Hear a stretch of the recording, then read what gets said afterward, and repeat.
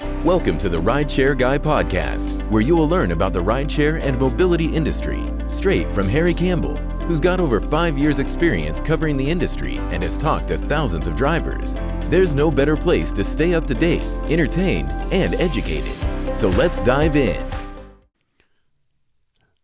So Nick Nanakos is the founder and CEO of Ziki. Nick comes from generational food entrepreneurs and has been immersed in the restaurant industry since the age of 5. His grandfather immigrated from Greece with $40 in his pocket and a dream to become a restaurant entrepreneur, and so he did. His entire immediate and extended family would follow suit, opening several successful Greek restaurants throughout the New York region named Tzatziki. Nick told me he observed the crazy high cost of time and capital with the traditional brick and mortar and knew it could be done better. And after developing an obsession around restaurant unit economics, Nick launched Ziki with a new expansion model in mind. Today, Ziki is on a mission to be the fastest growing restaurant on the planet. They intend to do so through a lean expansion model using dark modular kitchens and leveraging the power of technology with operational excellence at the forefront of the model. All right, Nick, how are you doing today? Doing fantastic. Thank you so much for having me. I'm excited to chat. And for those who are listening, they may not see that you've got a nice virtual background. Or is that a real background of a kitchen? That's I can't even tell. That's a real background. Yeah. So this is our private commissary unit. So we're actually a member of the largest commercial kitchen in all of Texas. It's a big 55,000 square foot facility. And then this is where, we operate with the commissary model. So food is prepared here and then distributed to our locations. So I was about to say, your background looks so good. It must be real, and it is. So I'm excited to chat today and learn more about Ziki. Why don't you give the quick 30-second pitch for Ziki for those who may not be familiar with the brand? Sure. Yeah. So Ziki is a vertically integrated fast casual restaurant concept serving Greek and Mexican fusion. We operate our modular kitchens, 256 square feet, that are produced and manufactured by ourselves from our Texas-based factory. We then put our software inside our modular kitchen units that aggregate all major online ordering platforms and marketplaces, including the Ziki customer app, similar to the Sweetgreen app or the Starbucks app.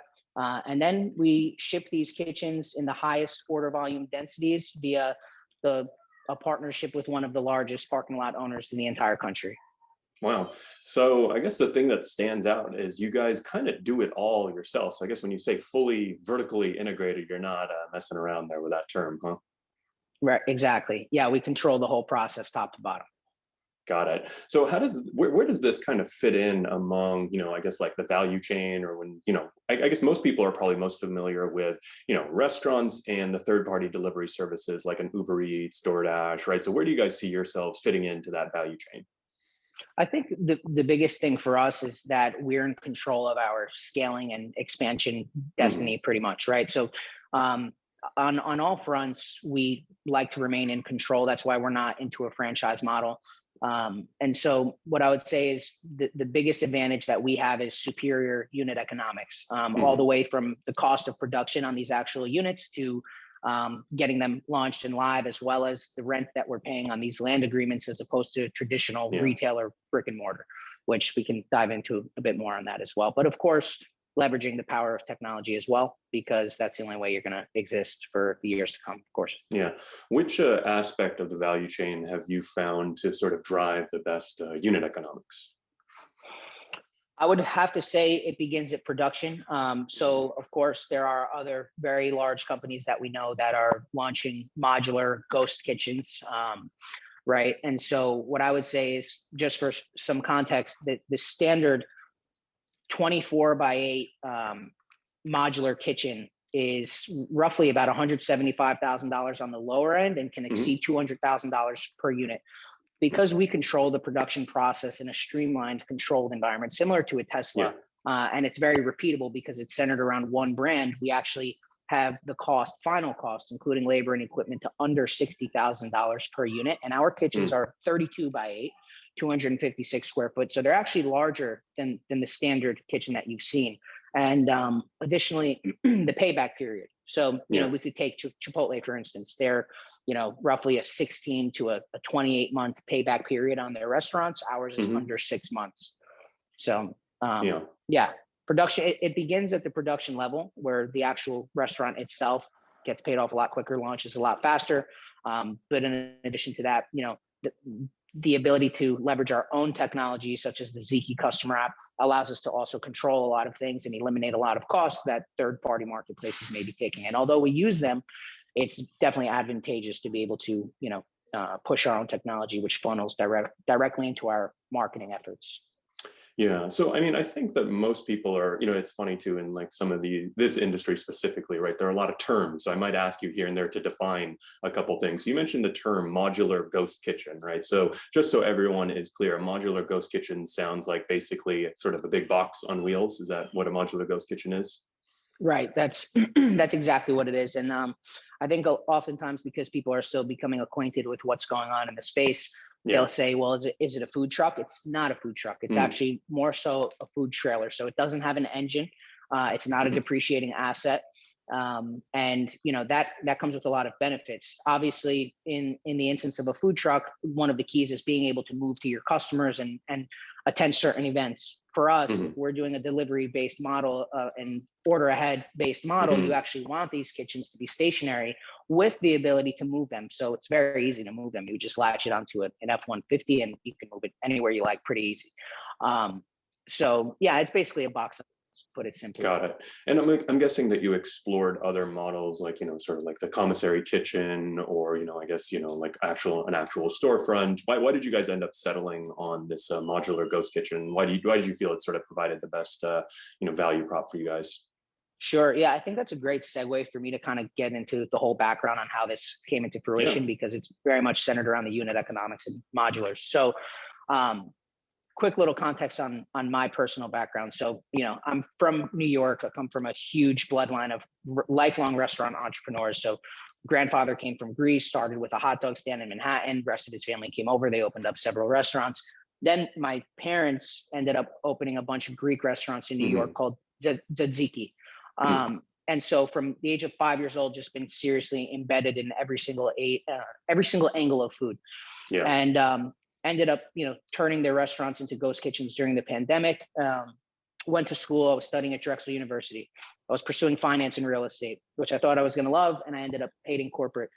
At the same time, what everybody else saw on campus as food trucks, I saw as mobile kitchens. And so I developed this obsession for the unit economics behind these mobile kitchens based on what I witnessed and, was involved in with my parents from their retail.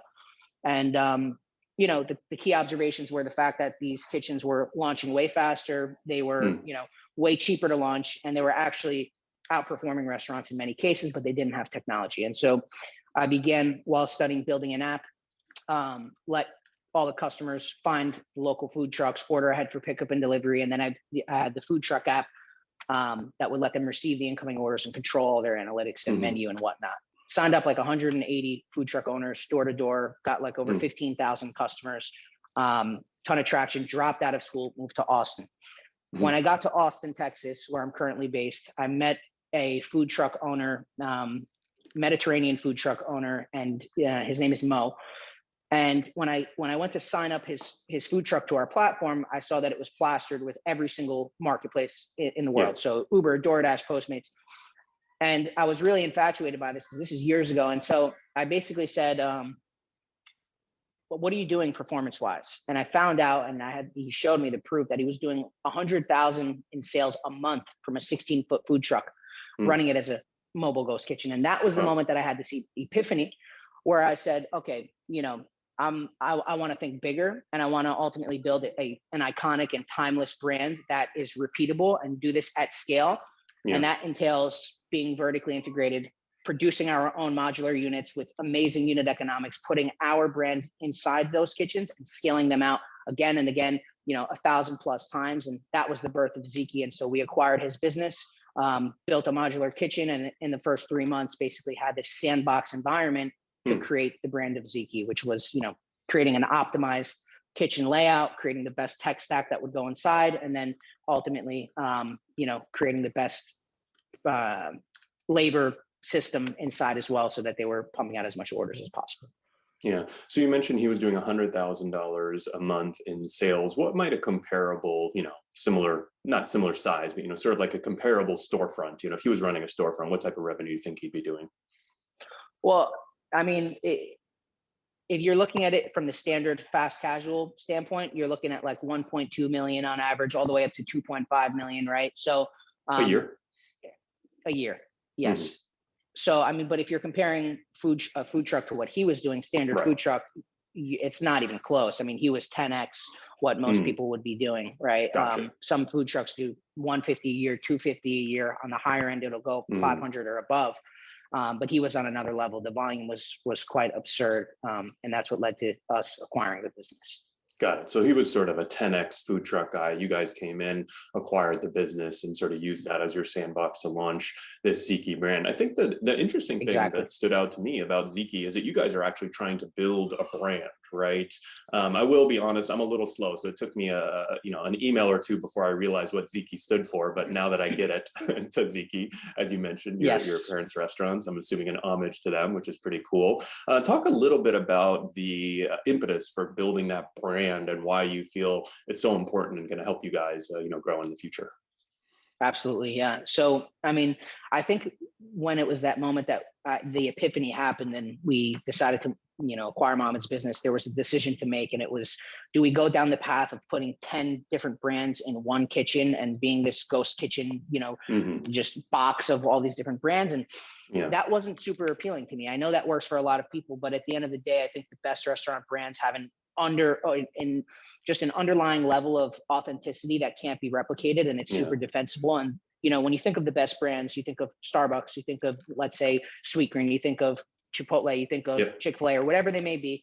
They're repeatable, right? And that makes the process much easier top to bottom. It controls your costs more. It allows you to target markets a lot easier, and your systems remain in place. And it's not appealing to me to be this giant hiring machine on behalf of corporates or these other brands while the food quality suffers, your unit economics suffer in exchange for rapid expansion. And we're seeing that. We're actually seeing that in a lot of cases of many companies are moving too fast. To me, again, to your point, it's like Ziki is an abbreviation of Tzatziki. The brand is something that is just inside of my DNA. It's something that has developed just from a true sense of authenticity. And what I can say, objectively speaking, and I'm excited for you to try it out yourself, the food is exceptional. So we're very conscious of what we've done. Greek and Mexican fusion is a fusion that has really never been done before or never been seen before. And so, some of the items we have, definitely unique. And we're very conscious on what we do. So even down to like the oils that we touch, it's like a lot of avocado oil, a lot of coconut oil. We don't touch palm, we don't touch vegetable oil. We avoid soy. And so we want people to feel good, have a great experience, and just overall taste an incredible food that tastes very authentic to the Greek culture with the Mexican as well. Yeah.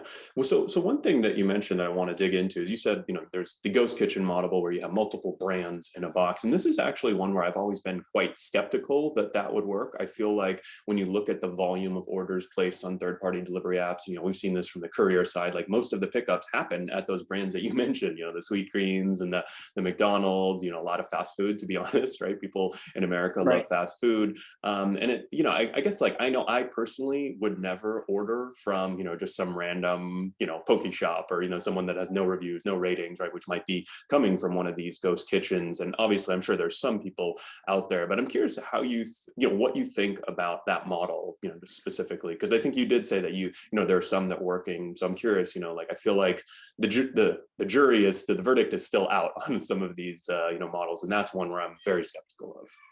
Sure. Where I think it's advantageous is to the local mom and pop, restaurant owner, and they have the ability to get creative and open up additional revenue streams, and that's fine because it's controlled within their hood. When you think of it at the mass scale, so that would mean like if they're creating a virtual brand, right? You've got, let's say, Harry's fried chicken shop, and then you create an additional virtual brand because you have additional kitchen capacity. Is that sort of like, right? I'm assuming that's an issue, right? For a lot of restaurants, they often have times where they have additional kitchen capacity, right? Exactly. And so I think it's definitely wise for the local restaurant owner to do it, assuming that they have the capacity and the bandwidth to be able to handle that. When I think of the mass scale, I don't like it because I think that there's an overwhelming amount of saturation now that we're seeing with these virtual brands as well, right? So it's like you go in the marketplaces and you're seeing thousands and thousands of brands. hence the fact that the only ones that are truly going to work are the ones that have a celebrity chef or a celebrity endorsement backing, behind them, like Mr. Beast, for example, or the DJ Khaled brand. With that said, we are seeing the food quality suffers, and there are health code violations that come with that process, right? So it's like, I understand it directly, because when you have so much change going on, it impacts every part of the business, right? So let's think about what we do. We produce all of our kitchens identically with the same materials, the exact same time. So it's copy and paste, copy and paste. That doesn't affect our cost on production. But then you think about launching these kitchens, you think about training the chefs inside those kitchens. Imagine having to train somebody that just comes in and they're 2 weeks new into the job, and they have to cook 10 different cuisines out of the same hood. Not to mention that impacts your inventory. You're running out of items a lot faster. And so overall, across the board, it's just a bigger recipe for a disaster. Nonetheless, more power to the people that are doing it. I hope they do fantastic, but I like repeatable processes and building iconic brands. Yeah, that's sort of what I'm thinking. And, I'm no expert in the food world, but, I did watch that McDonald's movie about Ray Kroc, right? And I've studied up on them. And I think that's sort of the gist of some of these, I would even say it kind of expands to great businesses across many industries and all industries and verticals, is right about having that control and repeatable processes. Like in the gig economy, I call it dummy proofing, right? Because, like you said, right, hiring people is really tough. And if they have to, right from the get-go, be able to make 10 different things, or if you're a gig worker and you come on and you have to deliver groceries and pick groceries and then do food sometimes, then do people, right? It's not rocket science. You can figure these things out, but it definitely creates a lot of room for errors and inconsistencies in a system which already has a lot of players going on. And I think that's one of the interesting things about delivery, is that I look at it as like a four-sided marketplace a lot of times, and you guys actually maybe are kind of the exception to that, right? Because with normal third-party delivery apps, you have the customer, you have the driver, you have the restaurant, and then you have who's the fourth party? Oh, the third party delivery app, right? Sort of in that, right? And that just creates a lot of opportunities for things to go awry. So I'm curious, what is your take on the third party delivery apps like Ubereats and Doordash? Obviously, it sounds like you guys are using them. Do you feel that they're good for your business? I mean, I'm assuming you feel they're good for your business, but how do you think they can best be leveraged by brands like yours, or just restaurateurs in general? Because obviously, there are a lot of complaints about the fees that they charge, but at the same time, they're doing billions of dollars in sales every month, so they couldn't be too bad, right? Look, I can, it's a great question, and I can speak from both sides of the spectrum. When I was, working at my parents' restaurant several years ago, of course, it's quite predatory to see the 30%, or in many cases above that. And it's frustrating because, you feel that you deserve to retain a lot more of that profit. On the other side of the spectrum, as I mentioned earlier in the podcast, I began with building technology and a marketplace for these food truck owners. And when you actually are on the back end of things and you understand the costs that go into running a model like that, they're also operating on very razor thin margins as well, because they have to pay the drivers, they have to pay the processing fees. There's many costs in there that people don't factor in. And so I would say that may be a bit more empathetic to these third-party marketplaces. Now, specific to us, they are helpful. They definitely are helpful. We're definitely, proud users of all the marketplaces. Obviously, it's in our best interest to also negotiate better rates. So we are really not going to partner with them if we're going to be paying the average 30%. That's just not what we're going to do. So we work very diligently on building strong relationships with them and getting negotiated rates that are more effective for us. A few things that people do to combat that is obviously raising their prices in order to offset the fees that are being taken. But the final piece that I'll say on this matter is that's why it's so important for a brand to have its own technology. I mean, I read Sweetgreen's whole S1, and it's like, I believe 68% of Sweetgreen's revenue comes from online, right? So, and so much of that is coming from their own platform, the Sweetgreen app. And why that's important. I think I have it on my phone, to be honest. So it's a good app. It works really well. They've got a cool, when I used to be in a WeWork, they had this outpost system where it'd be free delivery at all the WeWorks. It was like actually really, really smart. I think I ended up investing in them because of that. That's amazing. And here's the thing that the technology allows a brand to do as well. It's that you can price your items on your platform, like the Ziki app, for example, lower than they're going to be priced on DoorDash. You have all the data, so you can predictive ordering analysis, push notifications, seasonal items or featured items that are only available on the Ziki app, not available on DoorDash or Ubereats. So you're driving this level of retention and this repeat ordering history. And so it's definitely very effective. Brands need their own technology for sure. Got it. So it sounds like, in summary, you think that the third-party delivery apps can definitely be beneficial, but at the, for certain aspects like top of funnel or, getting new customers, but at the same time, you need to find a way to capture your own customers, either having your own technology, your own app, your website, or giving them an option. I mean, this is kind of like business 101, right? Like own your own customer. I mean, I run an online media business, and the number one thing that, you learn is basically like, don't rely on Facebook and Google, and, build an email list, build your own list so that you have, you kind of have control of your customers, right? Absolutely. Yeah, it's totally critical. Yeah, I mean, it's interesting to think about, like, I love studying different areas within the transportation and mobility space, but at the same time, whether you're kind of like, giving rides to people or, running a kitchen, like a lot of the principles are actually pretty similar across a lot of businesses, right? Like owning your own customers. And obviously it's a lot easier said than done. But, I'm curious kind of what your experience has been like. Have you been able to get people to download the Ziki app, to get them to use, the app? Like how does, if you can share like what the breakdown of your orders looks like, and, sort of how you guys, are sort of maybe where you're at right now and kind of where you hope you might be in the future in those terms. Absolutely. Yeah. We've definitely had a lot of success with people downloading the Ziki app. I mean, app generation for us was something that we started with. We start by building this company around the technological foundation, which was a marketplace. So that technology that we built for the food truck owners simply converted into the Ziki app. It's a very powerful platform available on iOS and Android. It's built in React Native. It uses DoorDash Drive API. So we have the ability to deliver in all 50 states. So it's very scalable, powerful technology. Getting success on behalf of that has been quite easy on our side. A lot of it's been guerrilla warfare that we've built over the years and getting to this point. So on that side, definitely very easy. As far as where we're at, we have one live modular kitchen operational on South Congress. This is the best street in all of Austin, Texas. Yeah. But I could say furthermore. I stayed there last time I was in Austin. It's a great street. It's a great street for SoCo, sure. Yeah, right? SoCo. Yeah. The great hotels there, great food. It's very vibrant. There's always a ton of foot traffic there, and it's straight shot to the city. So, it's very competitive as far as getting land agreements in that area. And because of the parking partnership that we have, we've been able to achieve that. And just for some more unit economic context, I know one of the brick and mortar retail owners on that exact same street. It's a very small unit smoothie shop, and they pay around $10,000 a month in rent. We're paying 75% less than that. Wow. So, and this is what, for like a space, maybe I'm assuming there are at least 1,000 square feet or a couple thousand square feet for a spot for the smoothie shop. Give or take, might be even smaller than that, to be honest with you. But because of the retail, so we're paying, like under $3,000 as opposed to what they're paying 10, and we are doing more volume than they are because I know them personally. And so, it's super effective. So one kitchen live there performing extremely well. Cool. And then 2 more kitchens rolling out as well, early Q1, and then preparing to go raise an institutional round in Q1 as well. That'll allow us to really ramp up production and make conscious investments for the expansion front, as well as proving that the brand is truly going to resonate at scale, which I'm certain it will.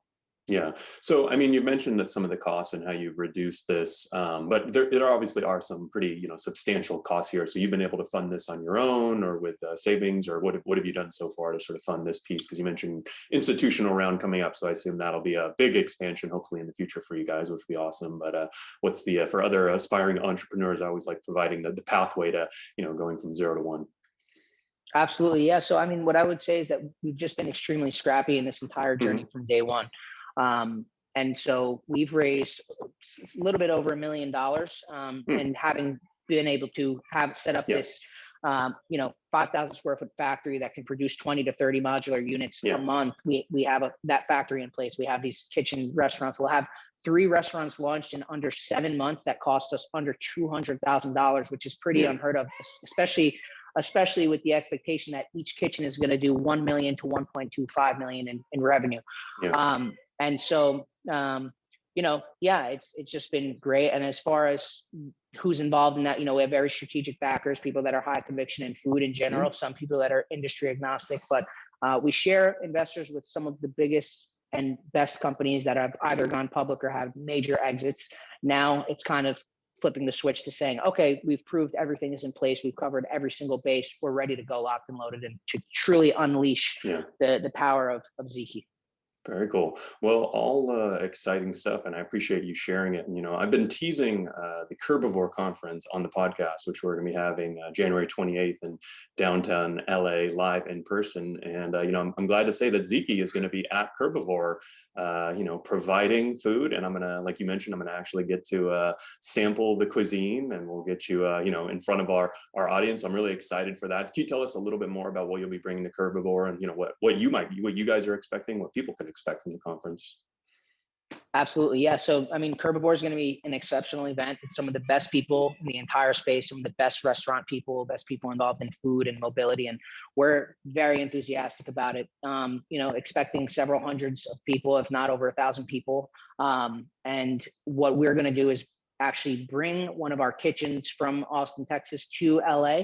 And we're going to serve the entire audience, and we're prepared for that output. And we have a very locked in system and technology that's going to be able to do that. A ton of hands on deck for that. So we'll be gathering content. We'll be engaging with customers. And as far as food goes, we have a variety of options. We have these tacos, bowls, salads, Zuritos, as we call them, and so what are they called?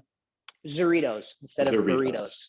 Got it. Nice. Yeah. And so, options for everybody. We have options for the carnivores and the herbivores. So vegan and gluten-free, and it's health conscious, but also extremely tasty. And we're just looking forward to meeting everybody there and truly unveiling Ziki for the first time to so many curated people in one place. Yeah, no, I'm definitely excited, and I think it fits really well into the theme. Obviously we're kind of here with Curbivore at the intersection of food and delivery technology, and restaurateurs and retailers, and the policy and public regulators that kind of control it all. And I think that you guys kind of perfectly encompass a lot of those elements. So I was really excited to meet with you guys, partner, and end up partnering. And now you guys are providing food for the whole conference. So I think it'll be pretty cool to have you there talking to the audience about Ziki, and then say, because people can always say, hey, look how great my kid, like this interview, man, I'm sold on Ziki, sign me up. And then now if I actually get to try the food, it's like, okay, now we get to put our money where our mouth is, which is probably, that's right, a little, I don't know that it's worrying, but it's like a little, like, hey, I'm putting myself out there. But at the end of the day, right, you're going to have really great food, and people are going to have to love it in order to build that brand and succeed, right? Absolutely. Yeah, no, that's perfectly said. And this is the ultimate, unveil to people to try the food themselves. And what I'll say is, like, look, it's like nothing frozen here. Everything's going to be prepared very fresh. Everything's, and that's you're going to taste the authenticity in every single bite. And so, that's what we're most excited about. But, overall, just super thankful and excited for you inviting us out there, and it's going to be a huge hit for sure. Definitely. Cool. Well, Nick, I appreciate you coming on the pod and sharing your story, which is super cool. I always love, did you say your second or third generation restaurateur? How many generations you got from the family? Second. Yeah, all right. Second. So your kid will hopefully bring it to the third generation. And, really excited to meet you in person at Curbivore Conference, and wish Ziki and yourself all the best of luck. Thank you so much, Harry. Pleasure to be here.